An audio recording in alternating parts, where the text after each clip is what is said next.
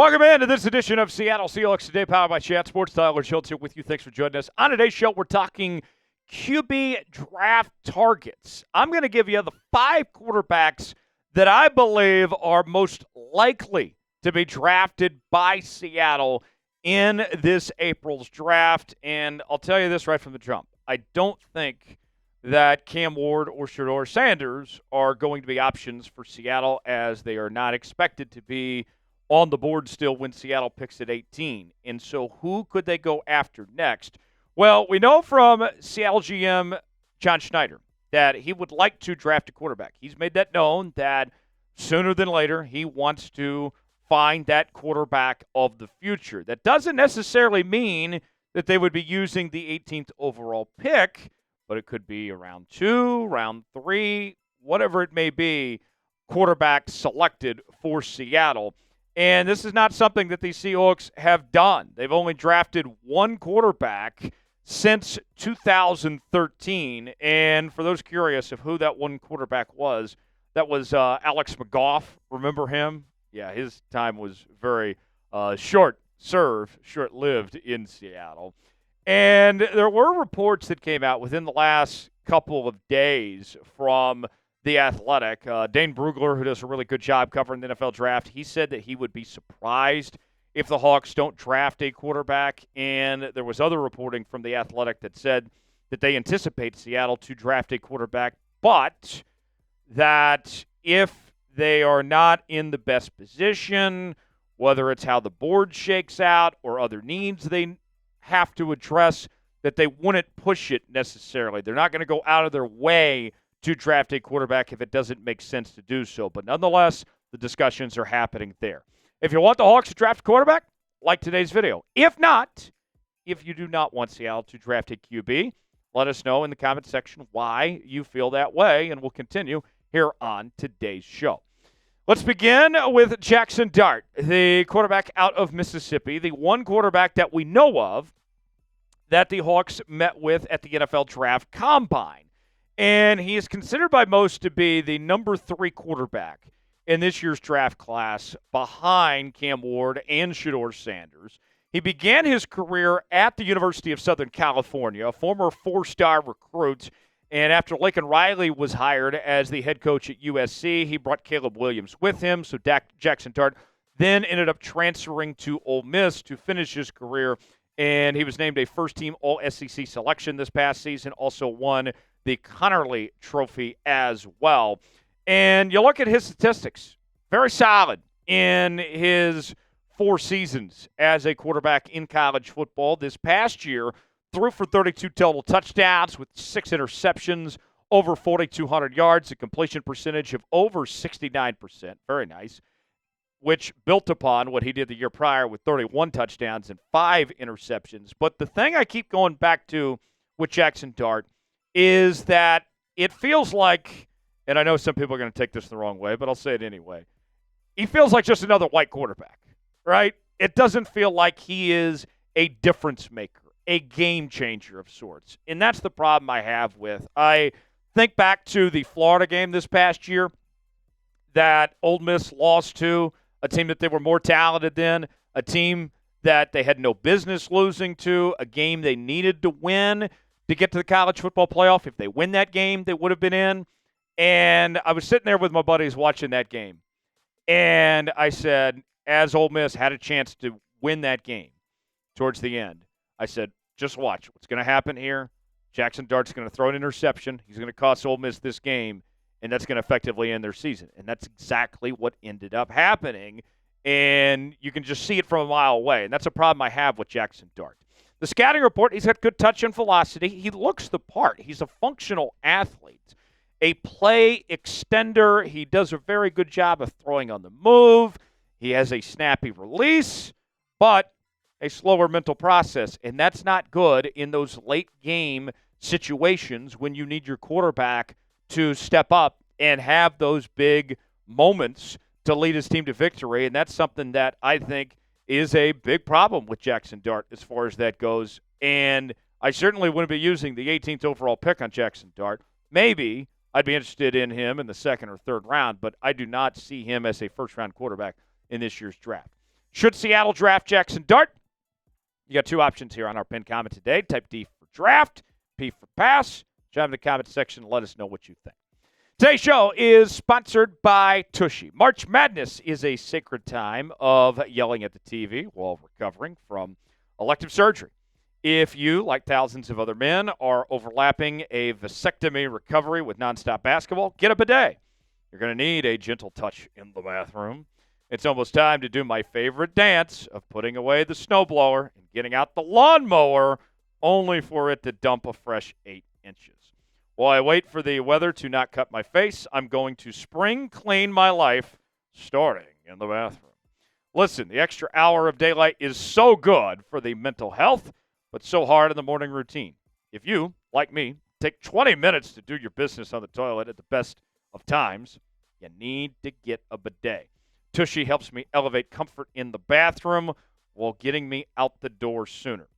Aura is Tushy's brand new electric bidet with an auto-open lid and seat, instant warm water that never runs cold, and UV sterilization for next-level hygiene.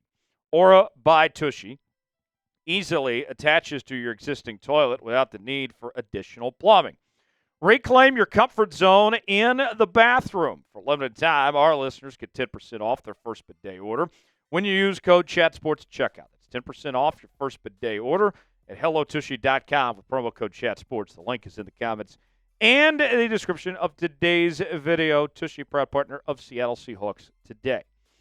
Up next, we find a quarterback that's very familiar to the Pacific Northwest. That is Oregon's Dillon Gabriel. And he was a bit of a journeyman in college, starting off at the University of Central Florida, then joined Brent Venables and his new coaching staff at OU, and wrapped up his final college season with the Oregon Ducks this past season. They had an undefeated year in the regular season, and he was named a first-team All-Big Ten selection, first-team All-American. He was the MVP of the Big Ten Conference, Offensive Player of the Year, a Heisman finalist. Dillon Gabriel was fantastic with his best season yet, helping lead Oregon to the number 1 seed in the college football playoff. And his numbers this season, his completion percentage was up from what it was in 2023. But believe it or not, his total touchdown numbers was actually down from what they were with two more games played this year. 37 total touchdowns, 6 interceptions, 3,800 yards. But one of the things I love about Dillon Gabriel, I mentioned that he's been like a journeyman of sorts, playing for UCF, Oklahoma, and then Oregon. He was successful everywhere he was. And when you're looking at trying to find a quarterback for the next level, if I can point to the fact that he could be successful in 3 different places, that he could learn new systems, that he could play with new teammates, that he could play in new conferences and adapt accordingly, to me that's a major strength, a major asset when it comes to Dillon Gabriel. He's a very good athlete, whether it comes to his running abilities or his passing abilities. Dillon Gabriel really can do all of those things well. He's an incredible leader. He's well-liked, well-respected. When he left Oklahoma, for example, great story here. He saw that Jackson Arnold was coming up, former 5-star quarterback, one of the best quarterbacks coming out of high school. Obviously, that ultimately didn't work out. But he decided not to stay at Oklahoma because he did not want to get in the way of Jackson Arnold and limit his opportunity to succeed and get the chance to play at OU. Very selfless by Dillon Gabriel to make that transfer position. In this day and age, with everybody talking about NIL and the transfer portal and all of that, and these guys chasing the bag, Dillon Gabriel made a selfless decision to go to Oregon. Lots of college experience. He has been a winner everywhere he's been, and he's very good with his timing and rhythm. But a couple knocks on Dillon Gabriel. He does have average arm talent. He's not going to be throwing bombs down the field for 70 and 80-plus yards. And he does have a bit of an injury history. He has gotten banged up from time to time, so that's something to keep an eye on. And he doesn't necessarily have the best size, as he's a little small for the position. But nonetheless, a lot to like about Dillon Gabriel, especially if he's still available, potentially in round 3 or later. If you had to pick one to draft, would you rather go with Jaxson Dart or DG, Dillon Gabriel. Type JD for Jaxson Dart. Type DG for Dillon Gabriel in that comment section and let us know. Seahawks Today is covering the NFL Draft like no one else is as we bring you our daily news and rumors. We have our live shows not just once, but twice a week here on the channel on Mondays and Wednesdays. We're talking trades, free agency. We got a lot of great stuff lined up for free agency next week. If you are a diehard Seahawks fan, this is the channel for you. Subscribe now for free for the latest happenings on your favorite team all offseason, all year long, right here on Seahawks Today. I believe we can get 20 subs off today's video. Stay tuned for continuing draft coverage right here on Seahawks Today. Subscribe now, youtube.com/Seahawks TV. You'll be glad you did. Next up, we find Jalen Milroe from the Alabama Crimson Tide. And with Milroe, it's an interesting story here as he took over as the starter in the final season of the Nick Saban era there with the Crimson Tide. And it was very up and down for him as he was benched, lost his job, came back, and had a strong finish to 2023 as the Tide ended up making the college football playoff. He was named a second-team All-SEC selection, won the Williams-Campbell Trophy in 2024. And then they shifted gears over to Kalen DeBoer. And I'll say this, when it comes to Jalen Milroe, that was a disappointing campaign in 2024. And I'm not saying it's all necessarily his fault. 16 touchdowns, 11 interceptions, 2,800 yards. Completion percentage wasn't that great, 64.3%. But this was a Bama team that thought that they were going to be able to pick up from where they left off. And Jalen Milroe at times stood in his team's own way with the mistakes that he would make. And I look back at the Oklahoma game as an example where, the offense just had no movement whatsoever, that Jalen Milroe was not a good enough passer, and that's a common theme. No one's going to argue with the athlete Jalen Milroe is. You look at the rushing statistics, and they're phenomenal. 168 carries, 726 yards, 20 touchdowns. Some people have compared him to Lamar Jackson. I think that more so at this next level, with the question marks of him when it comes to accuracy, that he might not be best suited as a quarterback. If he is, it's going to be a project of sorts. He's going to have to learn how to be an NFL quarterback. He might be more so a Taysom Hill type, which is fine. I think that Taysom Hill's had a very good career, and Clint has already said that he would like to have a Taysom Hill type element to this offense potentially. But you look at the scouting report. He can make big plays on the run. He has a dynamic arm. All right, he's got a cannon. No one's arguing that. It's how he uses said cannon. He's well built. He looks the part. He is going to outbench everybody that is watching this show today.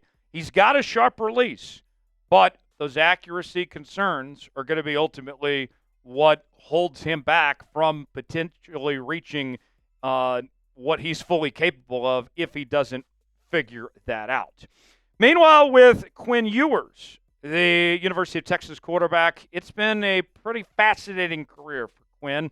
Began at the Ohio State after he graduated high school early and enrolled there at Ohio State so he could cash in on some NIL money. Then goes to UT where it was a homecoming. It's where he initially committed to, the place he always wanted to be. And there was a lot of hype with Quinn. He was the number one quarterback, 5-star recruit, one of the highest-rated players ever when it came to recruiting rankings at the quarterback position. And all eyes were on Quinn Ewers. A lot of pressure with the Arch Manning effect, with Arch coming in, of course, and the family name behind that.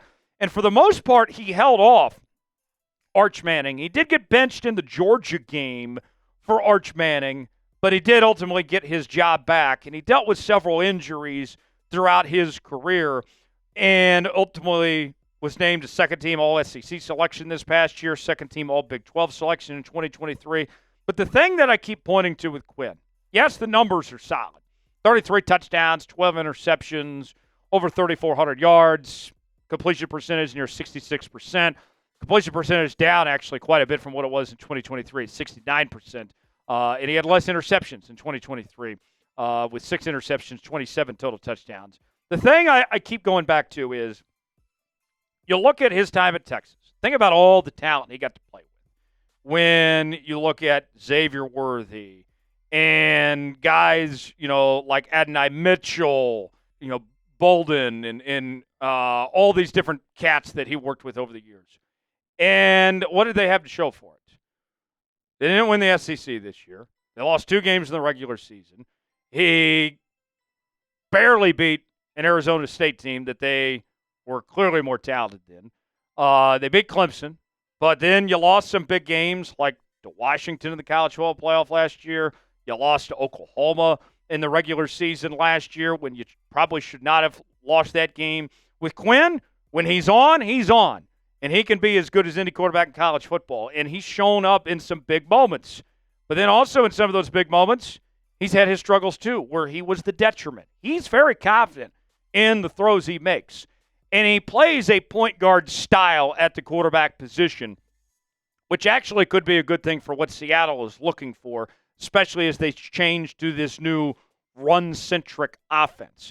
He's got functional mobility. He doesn't run nearly as much as he used to with the injuries that occurred, and Texas was using Arch Manning as more so their wildcat-type quarterback of sorts. He executes the off-platform throws, but he does tend to struggle with defensive pressure, and that has been what has hurt Texas and what has held them back at times is Quinn's struggles in that sense. So, we've talked about a few quarterbacks. We got one more to get to. Obviously, there's plenty more out there. Who is a quarterback that the Seahawks should draft? Give me a name that comes to mind in the comment section below. Last on our list of potential draft targets for Seattle, we turn our attention to Kyle McCord. Honda McCord himself, the former Ohio State quarterback, began his career with the Buckeyes and then was kind of chased out of town after losing to Michigan and not winning the Big Ten title, and went to Syracuse. And what was crazy was they chased him out of town when he was a third-team All-Big Ten selection. And they brought in Will Howard, who, what's funny is you look at these draft boards, most people right now have Kyle McCord ahead of Will Howard. So in theory, Ohio State chased him off for a worse quarterback. Now, obviously it worked out for Ohio State. They won a national championship, and Will Howard played pretty well down the stretch. But Kyle McCord, it's kind of twofold. You say to yourself, all right, you weren't good enough for Ohio State. Why would you be good enough for Seattle? But then you could also say to yourself, too, the other side of that argument is that he was able to overcome adversity. That even with getting kicked to the curb at Ohio State, he goes to Syracuse and was able to succeed at a high level at a program that typically isn't known for having great quarterback play. You look at the numbers and you see the improvement this year. His completion percentage went up. His yardage went way up. His total touchdowns went way up. His interceptions did double. But I would say it was a successful year for Kyle McCord and helped him out when it comes to his draft stock, the fact that he was able to make the improvements that he did. He's a mechanically sound thrower. He's an accurate pocket passer. He is going to be a guy that's totally about the pocket. He thrives in the pocket. You're not going to see Kyle McCord run much. You're not going to see him escape the pocket. He is your typical, atypical pocket passer in that sense. He's got good ball placement. He knows where to put it. But one of the things that I have an issue with Kyle McCord is he locks in his initial reads too much. Think about it like you're playing a video game, for example, all right? And when you're playing a video game, there's times when all right, this pass play, I'm going to the X receiver. I'm going to the Y receiver ahead of time. And then what happens? You're playing the CPU, you're playing your online opponent, they figure it out, they read it, and get the user pick. Well, that kind of tends to happen to Kyle McCord at times in that same sense. So that'll be something that he'll need to adjust at the next level. There you have it. That's our complete breakdown of the top 5 quarterbacks that Seattle could potentially draft. If you enjoyed today's show, like the video. We certainly would appreciate it. I'm Tyler Jones. Thanks for joining us. We'll see you next time here on Seahawks Today.